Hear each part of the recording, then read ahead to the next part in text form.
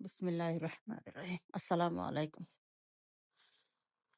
গতানুগতিক রান্না থেকে একটু বের হয়ে আসি, আমি আমার মতো করি আর কি রান্নাটা করি। চেষ্টা করেন আপনারা, ভালো লাগবে। মাংসটাকে একটু একটু ভাইজা নিয়ে পরে আপনার পেঁয়াজটা দিয়ে, পেঁয়াজটা ভাজা হয়ে ওর সাথে আলুটাও দিয়ে দিলাম, কিন্তু আলুটা ভাজা হয়ে গেল।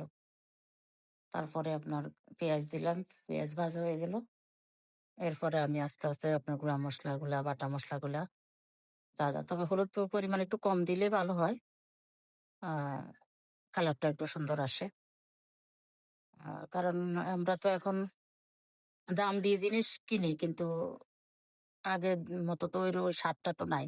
যার কারণে আরকি অনেকগুলি কৌশল অবলম্বন করতে হয়। রান্নার ক্ষেত্রেও তাই হইছে।